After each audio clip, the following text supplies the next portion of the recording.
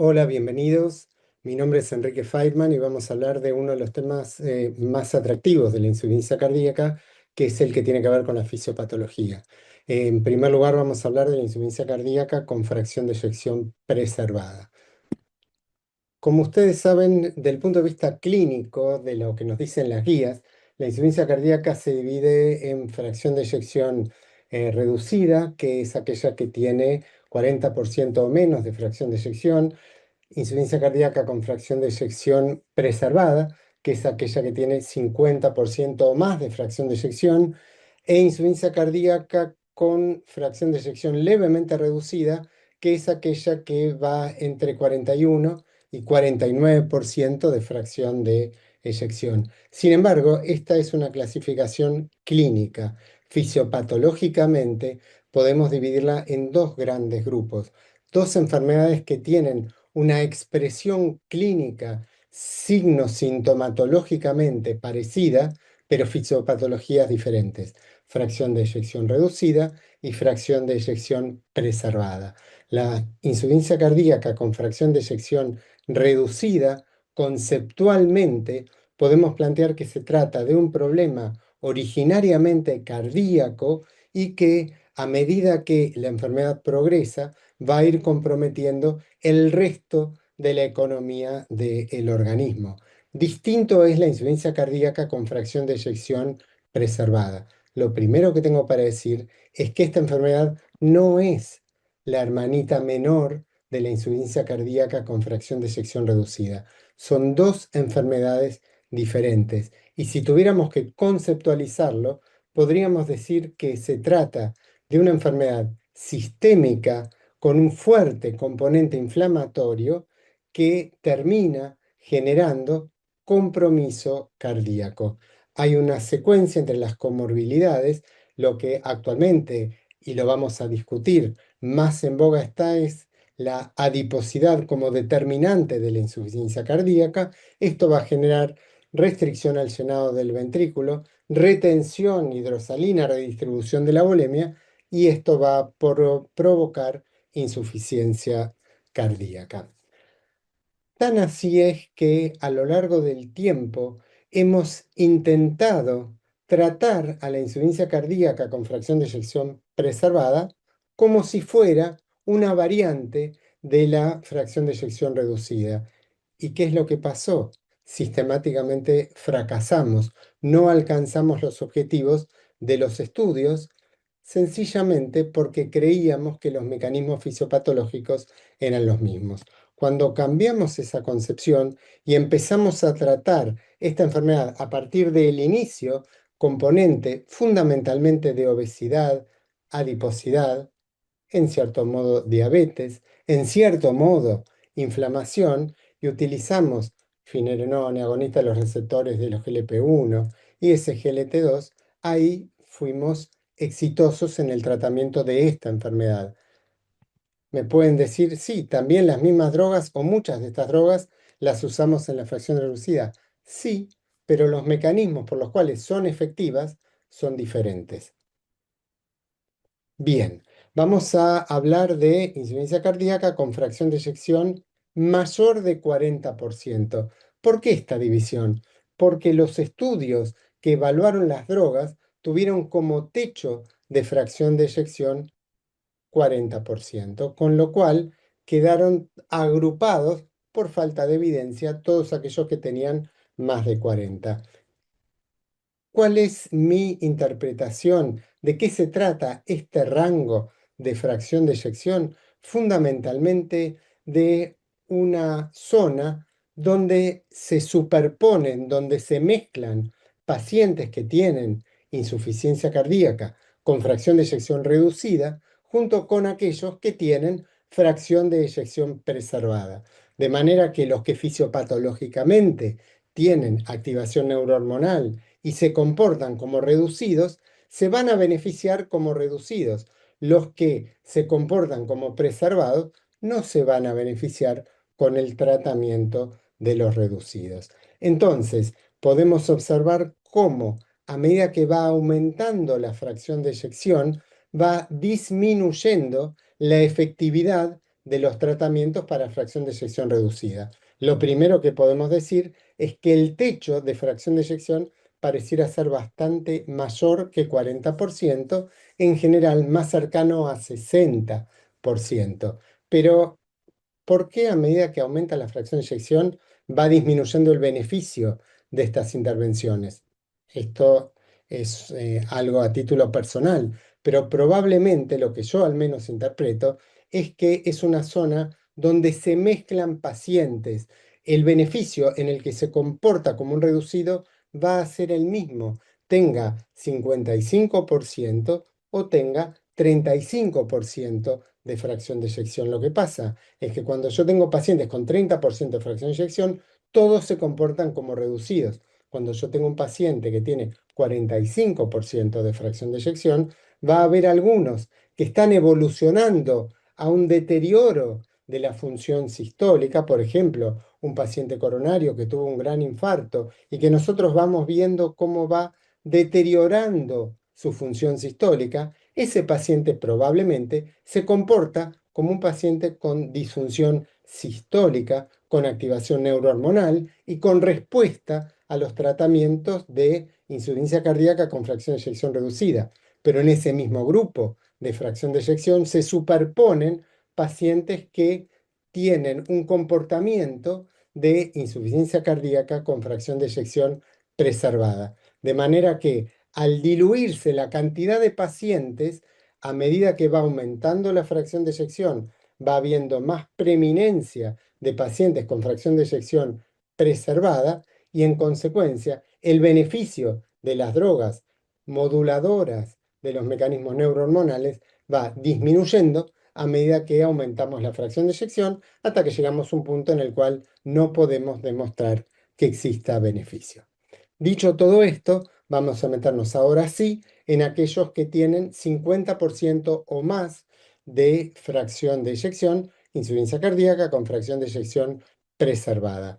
Básicamente, hoy podríamos plantear dos fenotipos. Un fenotipo que incluye básicamente a aquellas pacientes de edad avanzada con historia de hipertensión arterial que desarrollan hipertrofia ventricular, que tienen como característica común una disfunción auricular izquierda y por otro lado lo que pareciera ser el grupo mayoritario sobre el cual más posibilidades de intervención terapéutica tenemos, que incluye a pacientes de ambos sexos, a pacientes muy ancianos, pero también a pacientes no tan ancianos, que en general asumimos que tienen en común el hecho de ser obesos, diabéticos, hipertensos, y todo esto genera un componente inflamatorio, como vamos a ver más adelante. De todas maneras, probablemente hoy lo que más estamos jerarquizando en esta fisiopatología es la obesidad. Creo que vale aclarar que cuando hablamos de insuficiencia cardíaca con fracción de eyección preservada, estamos excluyendo a aquellos pacientes que tienen una miocardiopatía conocida. No estamos hablando del paciente que tiene amiloidosis, no estamos hablando del paciente que tiene una miocardiopatía hipertrófica. No es fácil explicar la fisiopatología y una manera es, digamos, dividirlo por alteraciones mecánicas, alteraciones estructurales y mecanismos sistémicos. Hasta no hace muchos años, prácticamente la totalidad de la clase de fisiopatología se refería a alteraciones mecánicas. Hoy lo vamos a resumir en una sola diapositiva. ¿Cuáles son las alteraciones mecánicas? Empecemos desde la periferia y vamos retrocediendo. En primer lugar, en este tipo de insuficiencia cardíaca existe un aumento de la resistencia periférica, consecuencia de que disminuye la reserva vasodilatadora y en consecuencia hay un aumento de la resistencia, en última instancia, al vaciado ventricular izquierdo. Seguimos subiendo y nos metemos ya en la arteria aorta. La arteria aorta en este tipo de pacientes va perdiendo su capacidad elástica, va en consecuencia aumentando su rigidez y esa rigidez se llama elastancia, aumenta la elastancia aórtica, lo que genera un desacople ventrículo aórtico, es decir, que esa falta de distensibilidad de la aorta, ese aumento de su elastancia, va a dificultar el vaciado ventricular. Subimos y nos metemos ya en el ventrículo. En el ventrículo existe disfunción diastólica, pero también existe algún grado de disfunción sistólica si lo medimos, por ejemplo, con Doppler tisular. Tengan presente que la fracción de eyección de ninguna manera es el mejor método para evaluar el inotropismo de ese corazón. Y es interesante cómo el hecho de dificultar el vaciado del ventrículo a partir de ese desacople ventrículo aórtico hace que la duración de la sístole tenga que ser mayor. Y como el ciclo cardíaco tiene solamente dos componentes, si yo prolongo la duración de la sístole, estoy acortando la duración de la diástole y en consecuencia estoy dificultando el llenado ventricular, de manera que estoy generando también mayor disfunción diastólica. Seguimos subiendo y vamos a la aurícula. Cada vez más estamos jerarquizando la importancia de la enfermedad auricular, de la miopatía auricular y de la falla auricular en el contexto de la insuficiencia cardíaca con fracción de eyección preservada. Hay un déficit en la capacidad de reservorio de la aurícula izquierda, hay un déficit en la capacidad contráctil de la aurícula izquierda, pero además tengan presente todas las otras cosas que también pasan en la aurícula. Por ejemplo, todo el sistema de conducción aurículo-ventricular. Por ejemplo, el nódulo sinusal. ¿Qué quiero decir con esto? Que puede haber incompetencia cronotrópica traducida en que el paciente tiene incapacidad de aumentar su frecuencia cardíaca, por ejemplo, en el contexto de ejercicio, y también tiene mayor lentitud en retomar luego del ejercicio su frecuencia cardíaca basal. Todo esto va a generar insuficiencia cardíaca. Por otro lado, obviamente, todo este contexto de alteración auricular va también a producir un mayor riesgo de desarrollo de fibrilación auricular. Hay mucha actividad simpática y parasimpática en la aurícula. Si la aurícula está enferma, va a haber mayor disautonomía. Se producen péptidos natriuréticos en la aurícula. Una aurícula insuficiente también va a alterar la producción de los péptidos natriuréticos. Por otro lado, una aurícula que se dilata va también a dilatar el anillo mitral y en consecuencia también puede provocar insuficiencia mitral. De manera que fíjense todos los efectos que puede provocar la enfermedad auricular en el contexto de la insuficiencia cardíaca con fracción de eyección preservada. Salimos un poquito del circuito y nos metemos en el pericardio. El pericardio va a, en el paciente particularmente obeso o más precisamente con adiposidad, puede restringir la dilatación diastólica, la relajación del ventrículo izquierdo dificultando el llenado y este sería otro mecanismo, restricción pericárdica de insuficiencia cardíaca con fracción de eyección preservada. Seguimos hacia atrás, aumento de la presión de fin de diástole del ventrículo izquierdo, aumento de la presión auricular izquierda, aumento de la presión venosa pulmonar, de la presión capilar pulmonar y de la presión arterial pulmonar en estadios iniciales. A medida que va progresando la enfermedad, se va aumentando la resistencia vascular arterial pulmonar hasta que llega un punto en el cual hay una diferencia entre el aumento de la presión capilar pulmonar y el desarrollo propio de hipertensión pulmonar. Seguimos hacia atrás y llegamos al ventrículo derecho. Y acá es interesante.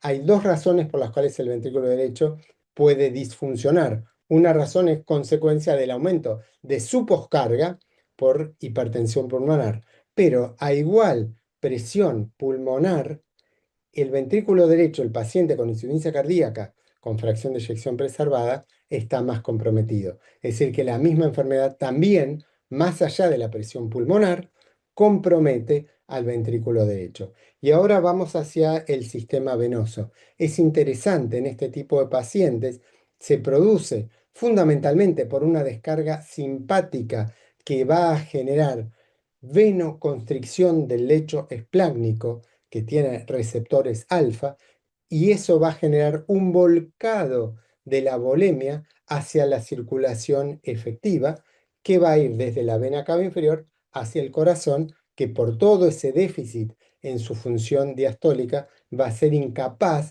de albergar todo ese aumento de la volemia. Pero a esto le agregamos el hecho de que en este tipo de insuficiencia cardíaca, al igual que en el reducido, existe una mayor reabsorción de sodio y agua a nivel renal, con lo cual este pobre paciente va a tener retención hidrosalina, redistribución de la volemia, disfunción diastólica, disfunción sistólica, y todos estos serían los componentes mecánicos que llevan a que el paciente primero tenga intolerancia al ejercicio y después desarrolle también disnea en situación de reposo. El segundo estrato que les propongo analizar es a nivel estructural, qué es lo que pasa en el corazón. Y podemos dividir las alteraciones del miocardio en alteraciones del cardiomiocito y alteraciones de la matriz extracelular. Básicamente, ¿qué es lo que pasa?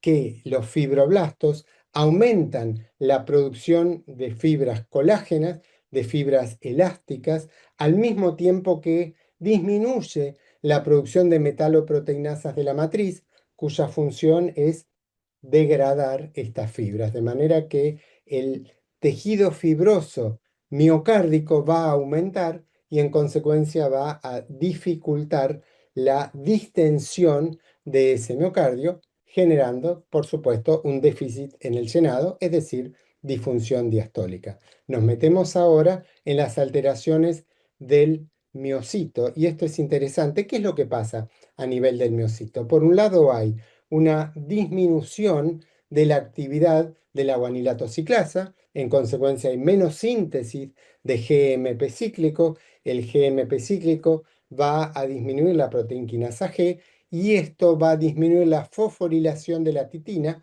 que ya de por sí estructuralmente va a estar alterada. ¿Qué es lo que hace la titina? Es una de las proteínas más grandes del organismo, que es el sustento de la actina y la miosina, que cuando se desacoplan los puentes actina-miosina, la titina se elonga y permite que la fibra se distienda. Si esta titina pierde esa capacidad de distensión, va a haber un déficit en la función diastólica. Es como un resorte que al perder esa capacidad de estirarse va a dificultar la relajación del cardiomiocito. Pero además, durante la diástole, el retículo sarcoplásmico reabsorbe a través del cerca el calcio y el cerca tiene una disminución en su función. Hay disminución de la recaptación diastólica de calcio, con lo cual se va a dificultar la relajación. Hay un enlentecimiento en el desacople de los puentes actina-miosina y en común, tanto en la disfunción diastólica como en la disfunción sistólica, hay un déficit mitocondrial en la capacidad de producción de energía. Es decir, todo esto lleva a que exista esa alteración en la relajación del cardiomiocito. Otro dato importante, salimos un segundo del miocardio y nos metemos en el pericardio. Esto creo que como ejemplo es muy gráfico. Esto es una mujer anciana, obesa, que había estado internada 8 veces en el último año por insuficiencia cardíaca descompensada. La última vez la paciente falleció, se le hace la autopsia. Fíjense ustedes, como más de la mitad del peso de su corazón era grasa. Ese pobre corazón no se podía distender y era inevitable el desenlace que esta paciente tuvo. Es decir, la alteración pericárdica juega un rol importante también en el desarrollo de esta enfermedad. De manera que nos encontramos con por un lado, la fibrosis intersticial en el miocardio, por otro lado, la alteración en la relajación del cardiomiocito, por otro lado, en la restricción pericárdica, y toda esta combinación de factores va a llevar a un déficit del llenado del ventrículo izquierdo. En general se da, y esto es muy interesante, que a partir de la evidencia, a veces inesperada, nosotros empezamos a aprender fisiopatología. A partir de el inesperado beneficio de los ISGLT2 en la insuficiencia cardíaca, empezamos a mirar más la célula, probablemente porque empezamos a tener respuestas terapéuticas a un terreno que parecía vedado. Intervención sobre la función del cardiomiocito. Y entre lo que aprendimos es el hecho de que, contrariamente a lo que hasta no hace mucho tiempo creíamos, Douglas Mann en su momento había dicho que la insuficiencia cardíaca era el problema de una máquina sin energía. Una parte es cierta, esa máquina cardíaca no tiene energía. Lo que no es cierto es que no tenga nutrientes. La célula cardíaca insuficiente no es una célula privada de nutrientes. Estamos hablando de la importancia de la obesidad. Esta célula, el problema que tiene es un exceso de nutrientes. El problema que tiene es que tiene un deterioro en el aprovechamiento de los nutrientes para la generación de energía. Hay insuficiente ingreso del piruvato en la mitocondria, hay insuficiencia de la mitocondria para transformar los sustratos de alta energía, tanto los ácidos grasos como los derivados de la glucosa, de transformarlos en energía, y se acumulan sustancias tóxicas derivadas de los ácidos grasos, derivadas de la glucosa, y eso, la falta de producción de energía, la acumulación de sustancias tóxicas, la incapacidad de remover esas sustancias tóxicas a través de lo que se conoce como autofagia, son los responsables de que ese cardiomiocito entre en insuficiencia y finalmente haga el fenómeno de apoptosis. Con lo cual vamos sumando a todas estas capas, a todos estos estratos fisiopatológicos, el estrato celular, tratando de entender qué es lo que pasa en la célula cuando existe la insuficiencia cardíaca. Y vamos ahora a lo que más ha cambiado en el último tiempo, que es justamente lo que podemos denominar mecanismos sistémicos.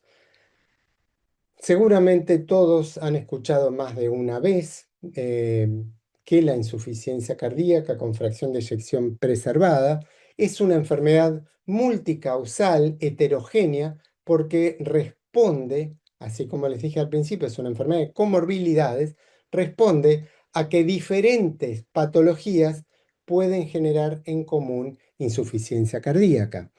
Esto fue refinado por Paulus y Jope con, digamos, un artículo que publicaron en el año 2013, donde lo que nos plantean es que este desarrollo de la insuficiencia cardíaca tenía una escala intermedia. De manera que la hipertensión, la diabetes, la insulinoresistencia, la obesidad, la enfermedad renal crónica, más que la anemia, la ferropenia, la enfermedad pulmonar obstructiva crónica, todo esto iba a generar inflamación a nivel vascular, fundamentalmente a nivel microvascular coronario, con el déficit endotelial y la consecuente menor producción de óxido nítrico. Esta disminución en la producción de óxido nítrico en las coronarias epicárdicas, no hay interfase entre el epicardio y el miocardio, va a repercutir directamente sobre el miocardio. ¿De qué manera? Disminuyendo la actividad de la guanilato ciclasa, disminuyendo la producción de GMP cíclico y generando toda esa cascada que les comenté antes, que termina en disfunción diastólica. Esta es la explicación que hace 13 años nos propone Paulus y Jope para entender la insuficiencia cardíaca, es decir, que a una enfermedad derivada de múltiples morbilidades buscan un nexo común en la inflamación microvascular y el consecuente posterior compromiso miocárdico. El propio Paulus reformula esta hipótesis porque observa que no siempre existía esa disfunción endotelial y entonces se pregunta, ¿y si no hay disfunción endotelial, no puede haber otro mecanismo? Y entonces divide, no niega lo anterior, sino que da otra alternativa también, que la inflamación no necesite el intermedio de la microcirculación coronaria, sino que la inflamación directamente puede repercutir sobre el miocardio con el depósito de monocitos que se transforman en macrófagos, de linfocitos, que todo esto genera una inflamación del músculo cardíaco y puede producir la insuficiencia cardíaca con fracción de eyección preservada. Pero, y en cierto modo lógicamente dice, pero bueno, los componentes mecánicos también importan. Por sobre todo esto, la hipertensión arterial va a favorecer el desarrollo y este es el modelo que allá por el 2021 nos propone Paulus para complementar su teoría que originariamente era solo de daño microvascular y ahora agrega también un componente inflamatorio directo sobre el miocardio, a lo cual le agrega el componente de hipertensión arterial. Bien, muchas piezas del rompecabezas que no terminan de combinarse y entonces nos preguntamos cuál es el vínculo de la inflamación, las morbilidades, la insuficiencia cardíaca y para digamos, agitar el avispero, aparece Milton Packard y lo denomina la hipótesis de las adipoquinas. Entonces, Milton Packard dice, esta no es una enfermedad de distintas comorbilidades. Es más, dice, yo dudo que estas morbilidades sean las responsables de la insuficiencia cardíaca. Tenemos que pensar que hay algo que genera la insuficiencia cardíaca. Y ese algo, y después vamos a ver cómo lo sustenta, ese algo es no la mera obesidad, ese algo es la adiposidad visceral. Descree de la obesidad porque medimos obesidad por el índice de masa corporal.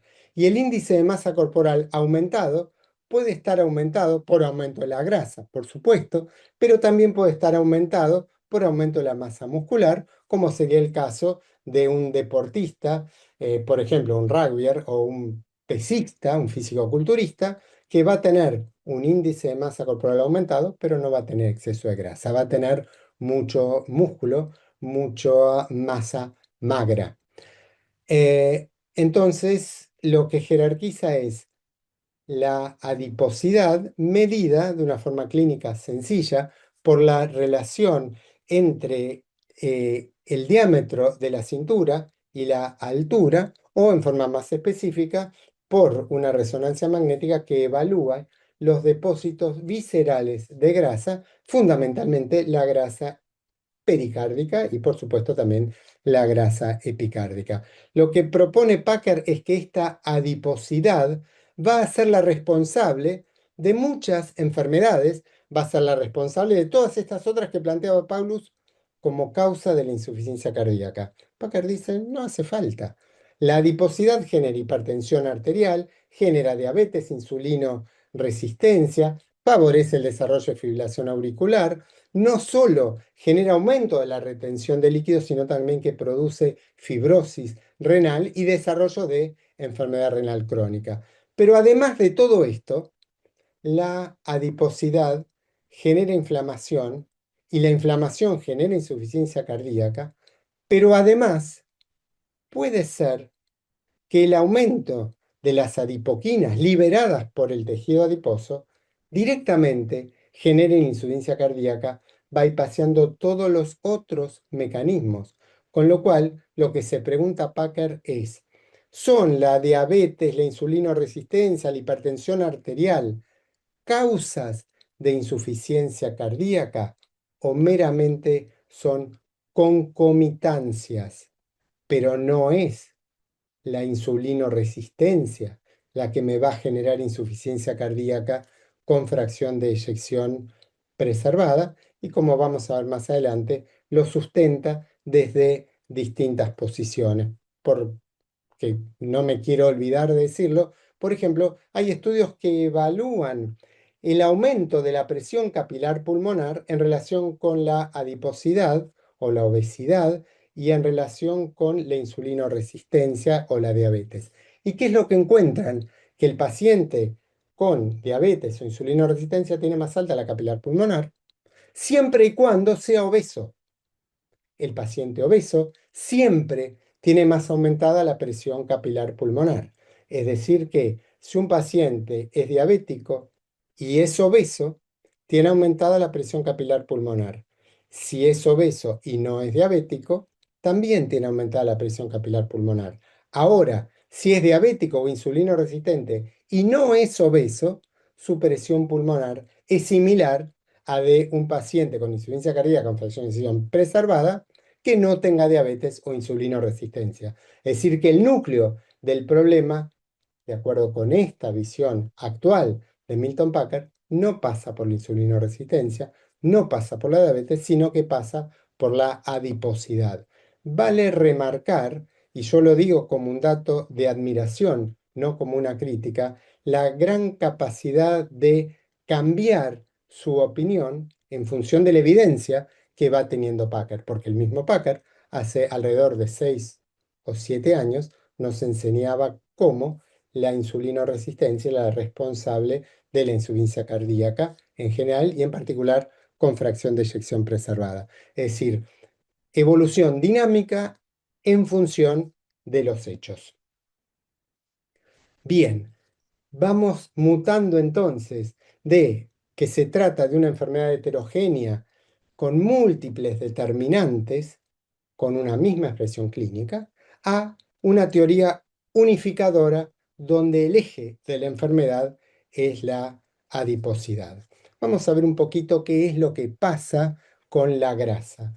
El tejido adiposo es necesario en el organismo, tiene una función de preservación de la temperatura y fundamentalmente tiene la función de reservorio de nutrientes. Esta es la grasa parda, la grasa que en general se encuentra debajo de la arcada crural, la grasa de almacenamiento de nutrientes. ¿Qué pasa? Cuando aumenta el aporte de nutrientes, la grasa va perdiendo su capacidad de almacenarlo, aumenta la circulación de triglicéridos, de ácidos grasos libres, y la célula adiposa intenta adaptarse, pero ¿qué pasa?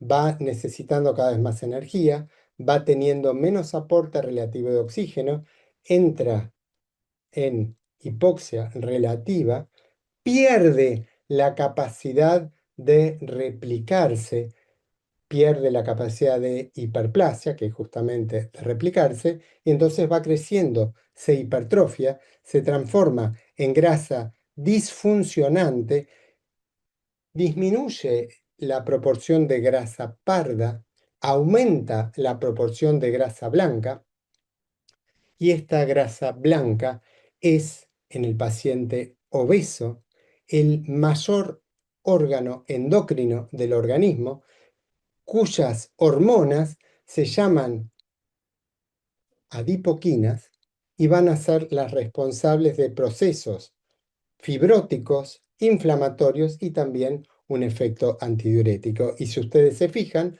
en el miocardio de la insuficiencia cardíaca con fracción de eyección preservada existe fibrosis intersticial, inflamación en el cardiomiocito y disfunción diastólica, retención hidrosalina y todo esto lleva a la insuficiencia cardíaca. Bien, ¿cuál es el nexo entre la disfunción del adipocito y la disfunción del miocardio? Lo que llamamos las adipoquinas.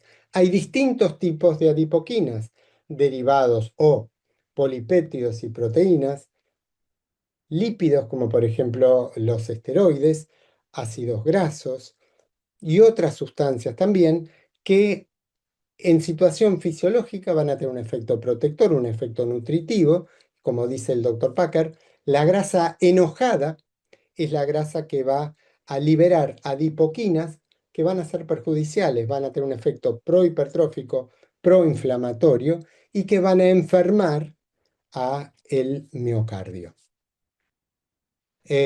Muchas sustancias conocidas que lo que tienen en común es que además de poder producirse en otros tejidos, se producen en el adipocito. Y esas sustancias llamadas adipoquinas van a ser las responsables del desarrollo o no de insuficiencia cardíaca con fracción de eyección preservada.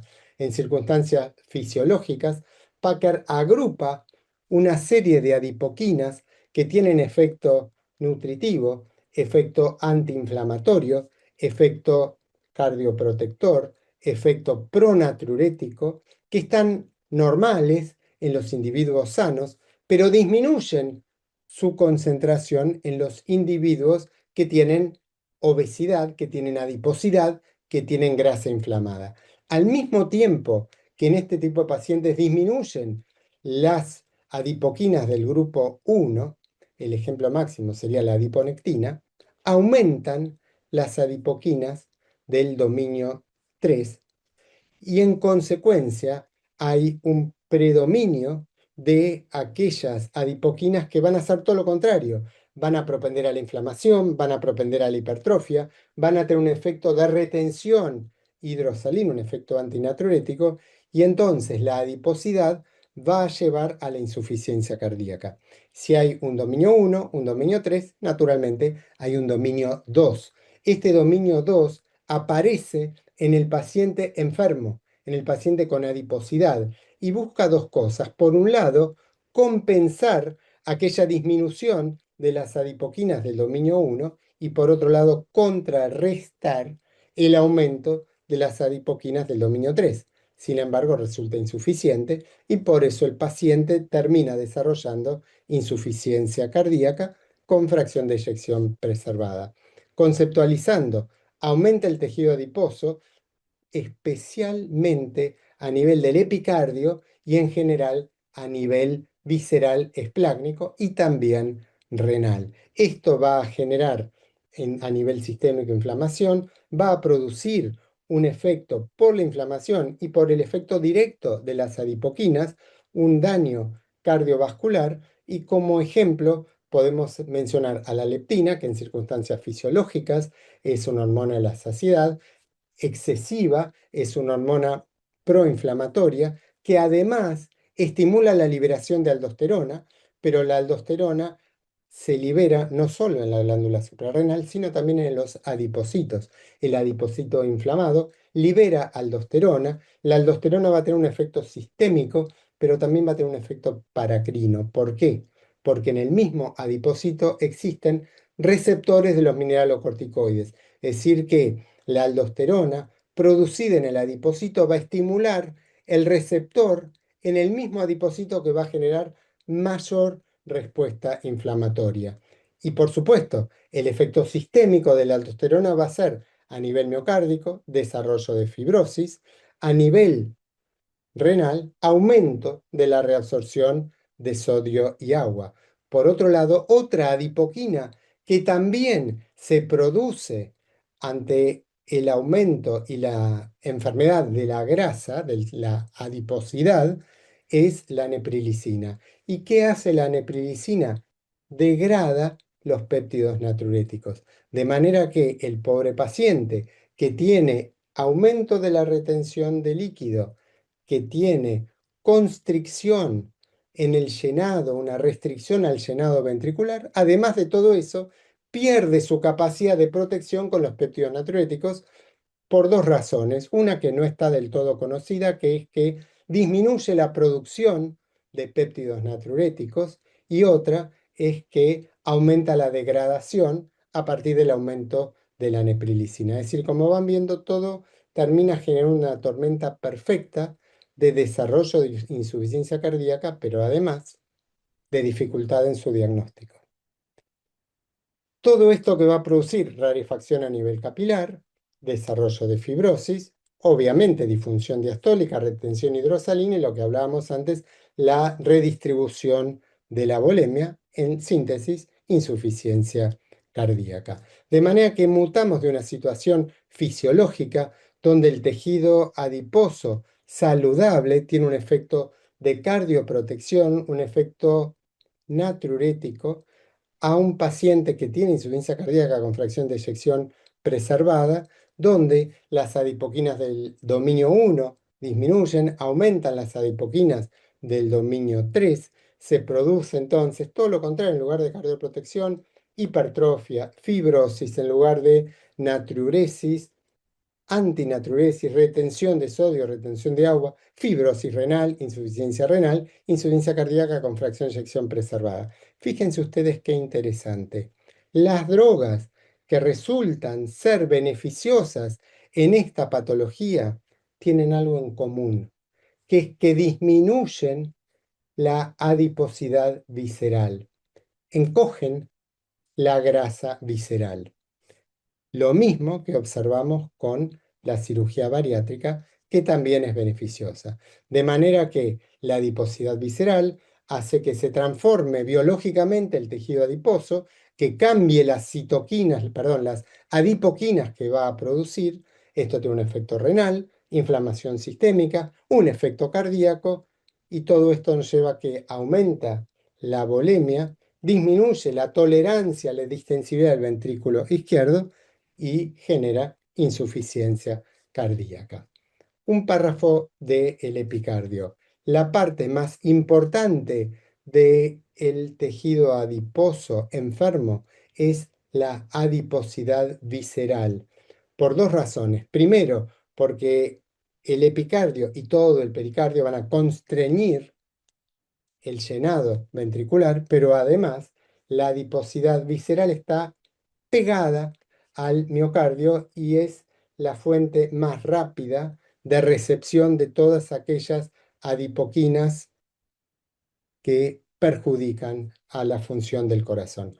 Por eso la grasa epicárdica probablemente sea el mayor marcador de compromiso por obesidad o por adiposidad en este tipo de pacientes.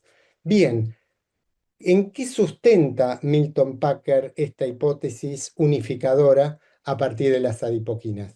Primero dice, la hipertensión arterial hace mucho tiempo que no está aumentando tanto en este momento, y sin embargo, lo que nosotros observamos es que hay un gran aumento de la insuficiencia cardíaca con fracción de eyección preservada que va de la mano epidemiológicamente del aumento de la obesidad. Es decir, si uno lo mira lejos y mira epidemiológicamente, dice, che, van paralelas, aumenta la obesidad y aumenta la insuficiencia cardíaca con fracción de eyección preservada. Si miramos alteraciones fisiológicas, bioquímicas y clínicas de ambas patologías, encontramos muchas semejanzas. Hay a nivel renal aumento de la actividad simpática, aumento de la angiotensina 2, aumento de la aldosterona, retención hidrosalina. Ambos van a desarrollar por mecanismos similares hipertensión arterial. En ambos casos hay inflamación sistémica.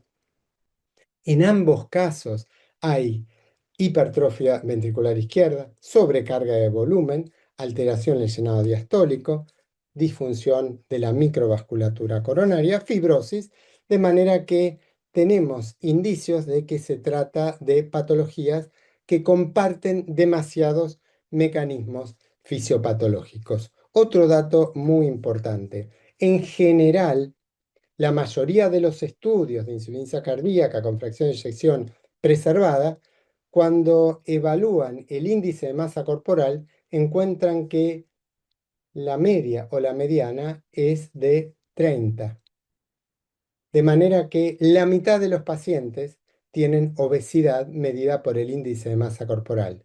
Ahora, el grupo del Paragon, con Milton Packer incluido, un estudio del Dr. Packer como primer autor, encuentra que más allá del índice de masa corporal, el 95% de los pacientes tenían adiposidad, es decir, que el índice de masa corporal no solo puede rotular como obeso a un paciente que tiene aumento de la masa magra, sino que, y fundamentalmente, hay muchos pacientes que tienen aumento de la adiposidad visceral sin tener un aumento del índice de masa corporal.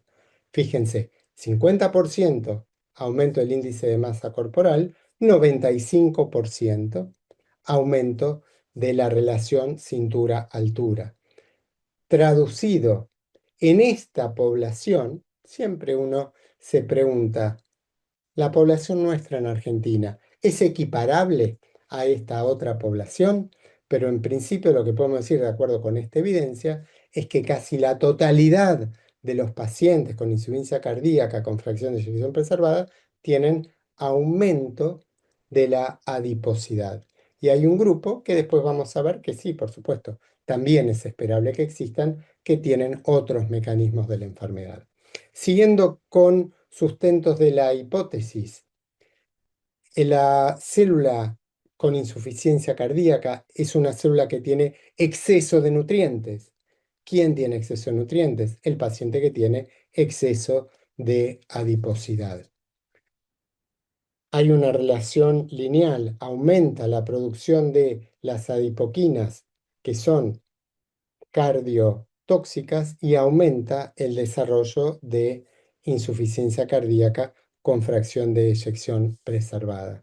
Otro dato, estudios en el Reino Unido, estudios Framingham, lo que muestran es que la adiposidad, en el caso del estudio de resonancia magnética de Framingham o el aumento de peso, predicen, incluso con varios años de antelación, el desarrollo de insuficiencia cardíaca con fracción de eyección preservada y no predicen el desarrollo de insuficiencia cardíaca con fracción de eyección reducida. Es decir, que habría una relación lineal entre que aquel paciente que tiene adiposidad va a desarrollar insuficiencia cardíaca con fracción de eyección preservada. Y probablemente el dato más fuerte de todos es que aquellas intervenciones que disminuyen la grasa visceral son las que demostraron efecto beneficioso en los pacientes con insuficiencia cardíaca con fracción de